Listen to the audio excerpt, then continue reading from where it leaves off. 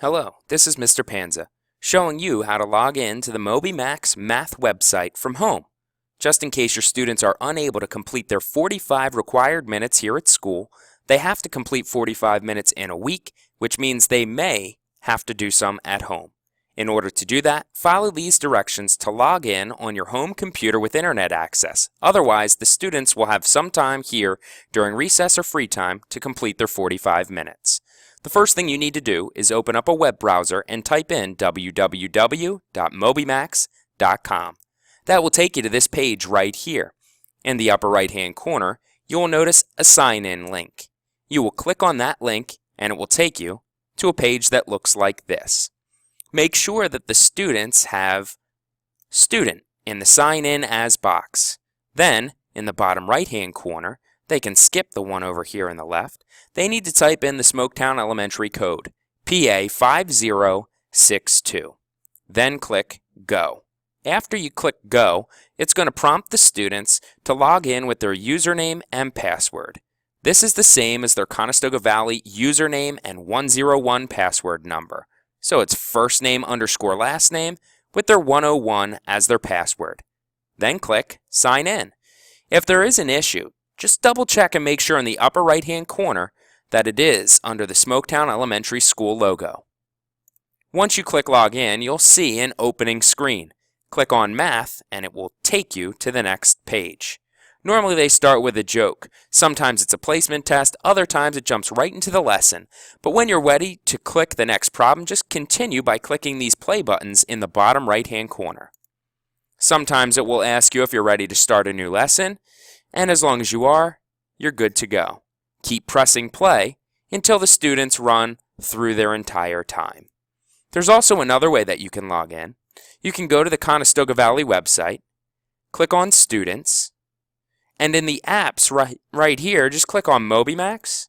Make sure that you select the Smoketown link, and that takes you to the Moby Max username and password sign-in page, which once you sign in, once again, you should see a page that looks something like this.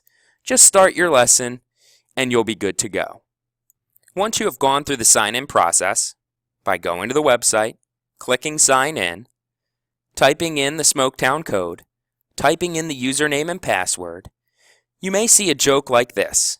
The students like these jokes, and it's normally an indication they've done everything right and they're ready to start their lesson. I did want to take you through a couple other things that may be helpful for when your student is using Moby Max at home. First of all, they will always click this math button in the upper left-hand corner to get started with their math lesson, and it will pick up where they left off. It will ask them if they're ready to start. They click the bottom right-hand button that looks like a play button, and it will start asking them questions. Questions like this. Now you'll notice there are a couple other options towards the top. If you click on the option right here with the 3 lines, you have Hint, Scratchpad, Sound, and Zoom. Let's check out the Hint button first. When you click on Hint, it's going to open up the same exact question that they're working on, but show the students how to answer it. Then you just click on the X button and it will allow the student to go back to the problem and answer the question. If you click on the scratch pad, let's say you don't have scrap paper at home, the scratch pad is a great tool. It allows the students not only to open up a blank scratch pad, but it shows them the problem that they're working on and allows them to click a pen and start doing the problem in this white space right here. You can also turn the sound off if it starts to bother you at home. Or, if it's too small or too large, use the zoom tool to increase size or decrease size. There's also tutorials. That's this video button right here. If you click on the tutorial link, it will open up this blue screen and it will start not only telling you exactly what the students are supposed to be doing, but taking you through a video that demonstrates exactly what to do. You're going to watch and listen to the video, then hit that red X. It will take you back to the problem where you can hopefully solve the problem with a little bit more ease. After you pass a lesson, you'll notice your student will get a message that says you've passed this lesson topic. Your score was 70%.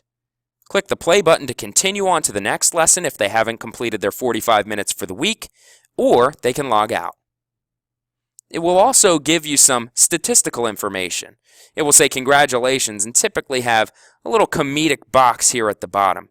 It will tell you how much game time you earned, how many lessons you passed, how many bonus correct answers you have, and just total badges and things that MobyMax will continue to count throughout your students' ventures on this website. The only other thing I wanted to add was to make sure that each time the student is logging off of MobyMax, they must click this upper right-hand box to log off every time. If they don't, sometimes it won't count their session. Otherwise, I'll check it here at school, and as long as you're following up at home, the students are required to do 45 minutes per week. We typically, again, will, in one class day, spend most of the day doing MobyMax, and then they'll only have anywhere from 5 to 15 minutes to complete for homework anytime during the week or here at school during recess. I hope this helps. Let me know if you have any questions.